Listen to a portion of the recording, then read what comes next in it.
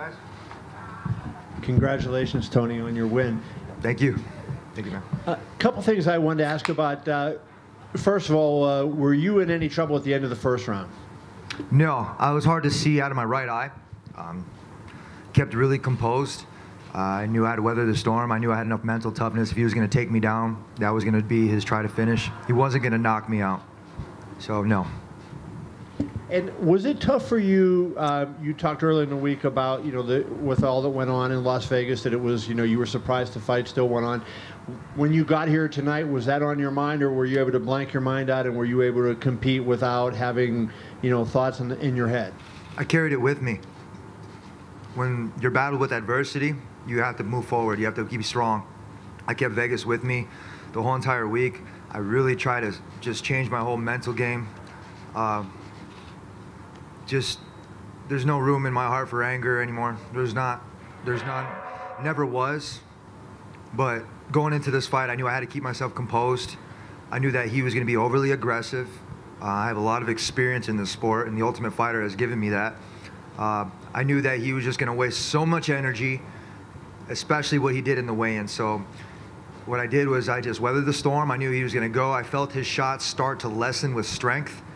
As we were pinned up against the cage, I was pulling on his head and pulling his neck down. And something I use in jiu-jitsu to take the gas tank away from my opponents. And he wasn't throwing any shots, and when his shots started to throw, they were just hitting like hitting a beach ball. So I already knew that.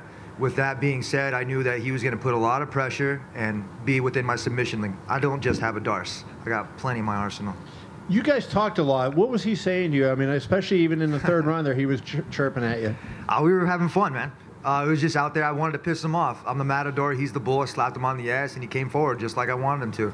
I kept really composed, and I kept him really rangy. And when his takedowns weren't as strong, I knew that if he was going to pin me against the cage, that's when he was going to have his best shot. But when he did, I jumped immediately in the guard. I said, screw this. We're going to finish this right now. And then to talk about, Dana said before you got in, I don't know if you had a chance to talk to him, but he thinks the next fight is you versus Conor, and that he said he hadn't talked to Diaz. So you're looking at that. That seems to me, with the way you're on a big roll and the way you fight and the way you talk and the way he does that could be a massive fight. Is that something that you look forward to, getting in one of those fights where now it's going to be like not just MMA media, but you might bring in the outside media and have a bigger event than maybe what you've ever had before? I was saving my good material for him.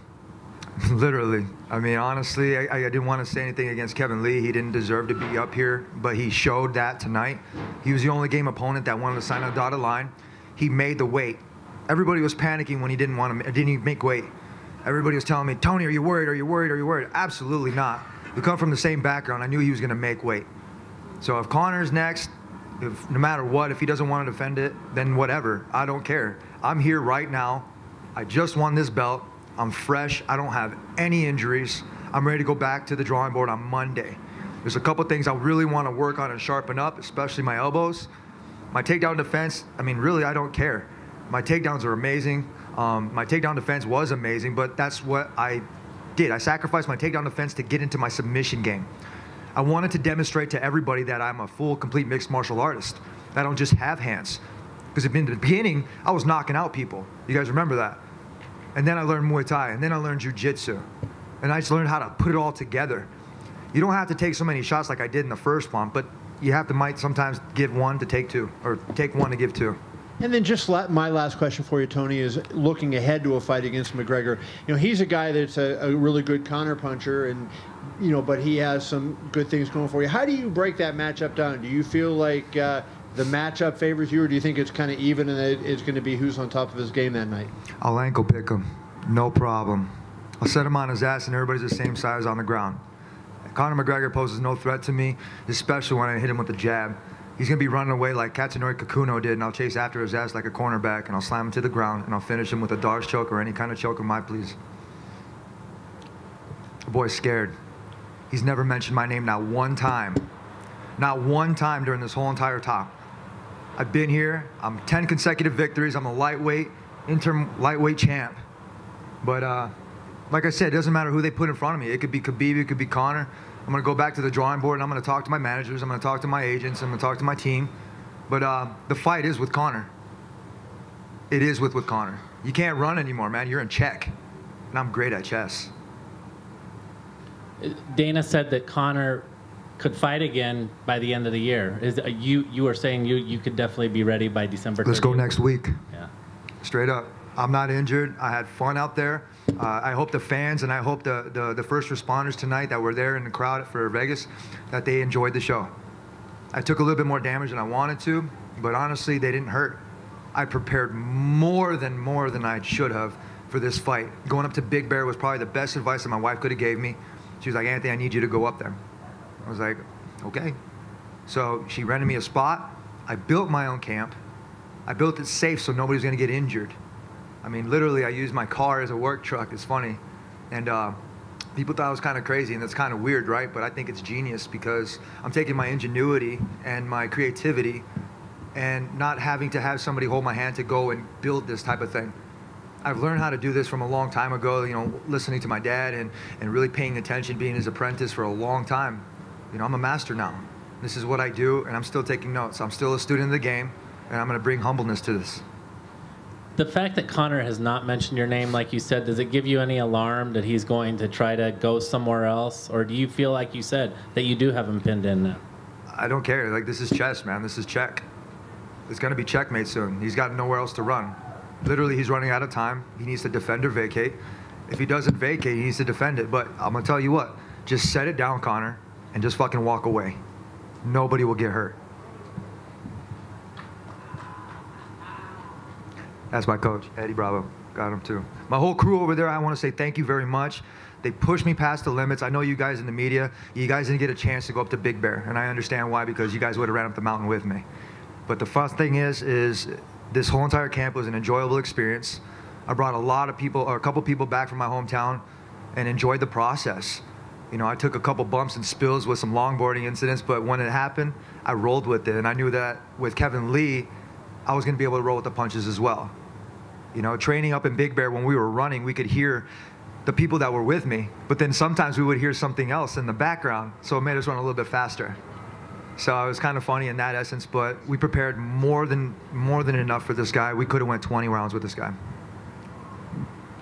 Tony, congratulations on the win. Thank you. I'm sure Coach Brock Lesnar is somewhere smiling. You won Tough 13, now you're the champ. Interim, regular, you're the champion. Describe a little bit of the journey from the tough house to being the man in the house. From the tough house, I have to say I've grown a lot. I definitely have grown a lot. I have to say that a lot of the experience that I have had in the Ultimate Fighter has gotten me to this. You know, being a knucklehead in that house to where I'm at now, to being a father, being married with 2 pain-in-the-ass dogs, and you know, and remodeling my house and doing these kind of things. It's an opportunity for me to grow as a person and as a human being. So for myself and on behalf of my family, my team, I want to say thank you to all my fans out there. I want to say thank you guys to everybody who bought the pay-per-view. I hope you guys had a hell of a show, and the next one's going to be even better. Straight up. Next question. Hey, Tony. Congratulations. It's been fascinating to just watch your personality and your character over the last few days. It genuinely feels like you're a different person, and you're just a lot more, I don't know, maybe at peace with who you are and comfortable with showing us who you are. Is that all, like if Sunday doesn't happen, are you different? It just feels like you've completely, I don't know, embraced, you're a unique guy, and it seems like you're just having a lot of fun, and you've been smiling all week, and we haven't really seen that side of you usually on Fight Week. Is that just as a result of Sunday? My coach, Coach Billy, he tells me, smile, Tony. If you guys heard it in the corner, he was telling me, you can't fight aggressive, and you can train aggressive. You can take everything and you can hone it in, you can zero it in. It's like when I take that chaos, I mold it to how I want it to be. I took all the chaos from this week, and I didn't want to bring negativity into it. This town had so much negativity already, I needed to do something different for myself, to demonstrate that I wasn't going to let anything get to me, and not let anything get to the people. People are still hurting, man. There's a lot of things going on in this world that you can worry about besides being pissed off and angry and trying to use that aggressiveness inside that octagon. For myself, it's completely different. I have a 1-year-old that's going to be 2 soon, And for me, I want to demonstrate the best kind of a person that I can be. Not for you guys. I can give two shits for you guys. I do it for my kid. I do it for my family. Why? Because they deserve it. You guys deserve it too. In essence, honestly, I have fun with it. And like I said, it's a growing up process, man. We all make mistakes and we all grow from it. But right now, I'm the champ. I'm here to defend this thing, and I'm here to go after the real belt. I'm not going anywhere, but I'm going to be humble in this whole entire thing, and I'm going to demonstrate to the younger generation that they don't have to talk shit in order to get their things done. I got 10 consecutive victories. I hold a lightweight consecutive victory thing, and I'm aiming for that Hall of Fame spot. Looking at the big picture, not the small one. Kevin, it's a marathon, not a sprint. Yes, sir. Kevin mentioned that he had a staph infection and he sort of hid it from the officials. Do you have any issues with that? How can you hide that thing? Literally, it was like a target on his chest. It gave me a perfect essence to fight and aim for it. I really don't care. I mean, honestly, we're going to make things happen whether or not we like it or not, regardless what happens to our bodies. Even if I stubbed my toe and I broke it, I'd still show up and fight. I would always show up and fight. I will always bring the game, and I will always bring 110% no matter what, because that's what I do and that's what I know. I don't know anything different besides bringing this shit. And whoever's going to step in front of me is going to have their hands full. And regardless if I win or lose, I will walk away a champion no matter what, because I know how to do that. I know how to win, and I know how to lose and bounce back. And last thing, now that you won the interim belt, have you moved on from Khabib? Are you not interested anymore in that since it's been such a roller coaster, or do you still want to fight him? I don't know. You should ask him that. I think he's pissed off at the fact that he couldn't demonstrate his techniques inside that octagon. I just saw Ali Abdelaziz backstage. I shook his hand. It was awesome. Even talked to Verdum, and before, after the Dana speech, I was like, hey, Verdum, good luck. I opened my hand like this, and he shook my hand. He said, hey. And I looked at him, and I took my glasses off. And I said, I'm a big fan still. Because from The Ultimate Fighter, when I went to the house and I came back from medicals, he was the first big UFC person that I saw. And I was telling me, I was like, man, I don't have a real big mixed martial arts coach. I'm looking for that next step in my evolution as far as a fighter and as a person. So when I said that, I think there was a connection there, and we really meant it. So regardless, I'm a man. I have a backbone. I know what's up. But I'm not going to let anything affect me anymore. Absolutely not. I'm a man, and I'm growing, and this isn't what it's about. What it's about is about giving it your all, your peace, and finding that peace, and I'm finding it. Not sure if you saw, but Khabib tweeted you, congratulating you, and called you the real champion. That's awesome, dude. I mean, honestly, that's great. This sport right now, like I said, there's so much in the world that's going on that there's like so much more to worry about than that. And right now, I'm excited. I'm happy. I can't wait to go see my son. I really can't. Give my wife and my kid a giant hug and get some pizza in my stomach. Tony, you walk, talk, and you carry yourself like a great Mexican fighter does. You call yourself El Cucuy. Now you have that belt. So is it important to you to continue on in the lineage of great Mexican champions in combat sports? Absolutely. I have to carry myself a lot better. I have to represent myself a lot better. And I mean, it is what it is. My last name is Ferguson, so it's kind of hard for people to tell that I'm Mexican. But my dad stepped in the picture at a young age, and I'm very fortunate that he pushed me to the limit to where I'm at right now. And I remember the advice that he told me is like, if I can't get you to that next level, I'm going to find somebody that will. And the coaches that I found that could, they always said the same thing. All great coaches will do that. A great coach is not going to hold you back. A great coach is going to find that next person in line that's going to get you to that next level. I've a great group of people that are helping me get to where I'm at. I consider them family, more than family. So my family's growing, and it is. And it's hard for me to accept that with the team because, I mean, recently I just went to Black House, for instance, with Coach Kenny and all the wrestlers and the young team that are over there. They push me, man. They push me and push me and push me, and I'm learning over there, so I'm sharing knowledge. I'm paying it forward the same way that my coaches did. So the best thing that I can do is be a great representative, not only for my race, because I am American, Mexican, both, not just one. But unfortunately, I can only wear one on my shirt. So with the last name Ferguson and the nickname El Cucuy, hopefully everybody respects that. And I am Mexican, and I do speak a little bit more Spanish, and I did learn in books. Get it? And last thing I just want to ask, you know, because Cain Velasquez had the opportunity to sort of be that great first Mexican UFC champion. So is it important to you to embrace that and become maybe what he could have been, but injuries have taken that away from him? Absolutely. Absolutely. One of my favorite places to fight was in Mexico City. And the one thing that you guys know is I run at night. When I'm running at night, when I was over in Mexico City, I could see like the streets are clean, man. Like the people in Mexico take so much pride in everything. And I'm very proud. I hold that to me. I always say that I have like the Aztec blood. Yo tengo la sangre de Azteca. Yo tengo una idea muy fuerte. Y yo estoy listo para todos los peleadores en esta división. Los tienes un problema. El problema está, el nombre es el Cucuy. Gracias. De nada.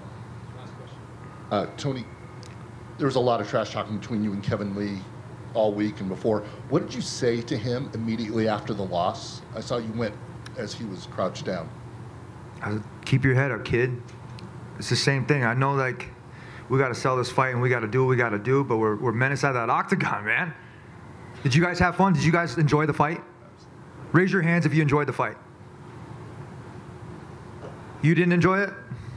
Thank you very much. I hope you did. Because you know what? What we did inside there is we bled for everybody. We went in there, we gave everybody a show. I mean, for the events that happened this week, we did our best to focus. And you know what? And sometimes you have to create an enemy to beat an enemy. I did that inside the house. I was young and dumb once, but you grow from it. And did you happen to see Demetrius Johnson's submission? I did not. I didn't watch any of the fights. I was so zoned in my fight. I was turned away from the whole entire TV. I told them to turn it down. That's how in tuned I was. I was in the zone. You guys look at my Instagram. There's a picture when I'm pointing at the octagon. And I said, don't let me get in my zone. I was in my zone the whole entire time from the weigh-ins. I talked to Daniel kind of like outside. I was like, man, this kid's going to do an adrenaline dump. You better save some of that energy for tomorrow. I know I'm very experienced inside there, and Demetrius is very experienced. And I knew he was going to take it. And I'm glad that he did it, and I'm glad he broke the record.